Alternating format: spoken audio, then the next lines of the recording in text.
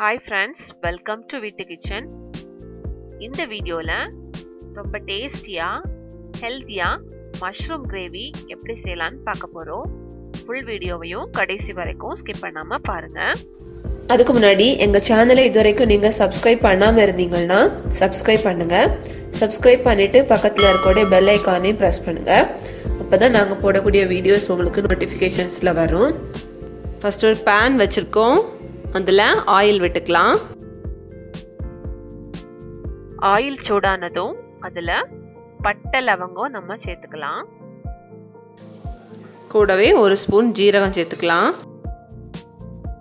அப்புறமா கொஞ்சம் சோம்பு சேர்த்துக்கலாம். அடுத்து 2 வெங்காயம் சின்னதாக கட் பண்ணி வச்சுருக்கேன், அதை சேர்த்துக்கலாம்.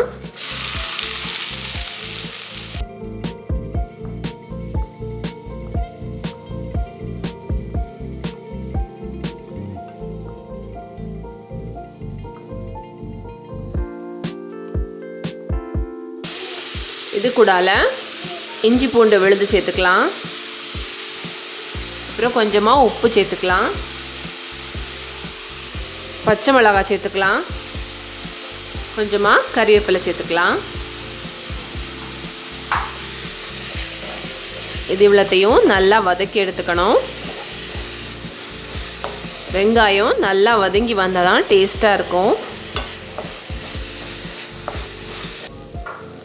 இந்த அளவுக்கு வதங்கின பிறகு 2 தக்காளி சின்னதாக கட் பண்ணி வச்சுருக்கேன், அதை சேர்த்துக்கலாம்.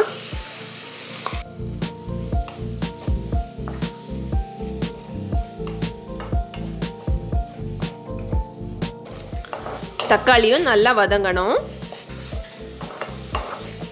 வெங்காயமும் தக்காளியும் இந்த அளவுக்கு வதங்கின பிறகு இதில் நாம் மசாலா சேர்த்துக்கலாம். 1/2 டீஸ்பூன் மஞ்சள் தூள், காரத்துக்கு ஏற்றாக்கில் மிளகாய்த்தூள் சேர்த்துக்கலாம், இல்லைனா ஒரு டீஸ்பூன் ஆட் பண்ணியிருக்கேன். அப்புறம் 1.5 டீஸ்பூன் மல்லித்தூள்,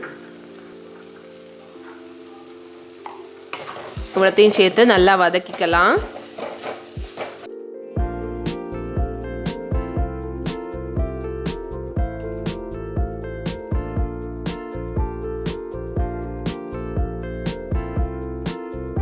பாருங்க, இந்த அளவுக்கு வதங்கின பிறகு காளானை இந்த மாதிரி கட் பண்ணி வச்சுருக்கேன். நல்லா வாஷ் பண்ணிவிட்டு இந்த மாதிரி கட் பண்ணி வச்சுருக்கேன். இதையும் போட்டு வதக்கிக்கலாம்.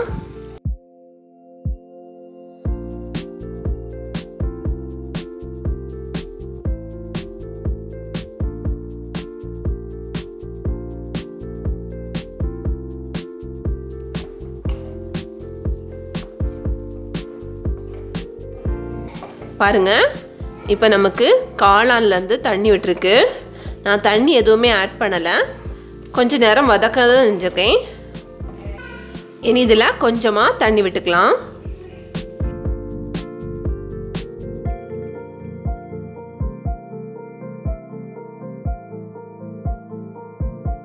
இதை இனி மூடி வச்சு நாம் வேக வைக்கலாம்.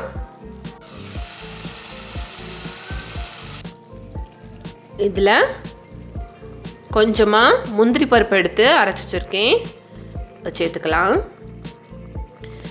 இது ஆப்ஷனல். இது சேர்க்கும்போது நல்ல டேஸ்ட் கிடைக்கும். கிரேவி கொஞ்சம் திக்காக இருக்கும்.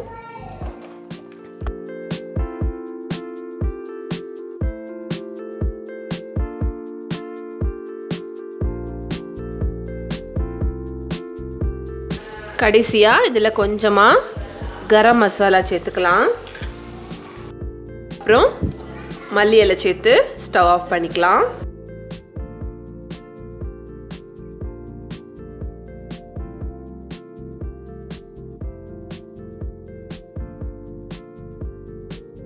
பாருங்க, நம்மளோட மஷ்ரூம் கிரேவி சூப்பராக ரெடி ஆகியாச்சு. இதை நாம் சாதத்து கூட சாப்பிடலாம், அதே மாதிரி சப்பாத்தி பூரி கூட சாப்பிட்டாலும் ரொம்ப டேஸ்டியாக இருக்கும். இதை நீங்கள் உங்கள் வீட்டில் ட்ரை பண்ணி பாருங்கள். ட்ரை பண்ணி பார்த்து உங்களோட கமெண்ட்ஸை எங்களுக்கு மறக்காமல் சென்ட் பண்ணுங்கள். இந்த வீடியோ பிடிச்சிருந்ததுன்னா இந்த வீடியோவை நீங்கள் லைக் பண்ணி உங்கள் ஃப்ரெண்ட்ஸ் அண்ட் ஃபேமிலிக்கு ஷேர் பண்ணுங்கள். மறக்காமல் வீட்டு கிச்சனை சப்ஸ்கிரைப் பண்ணுங்கள். தேங்க்யூ.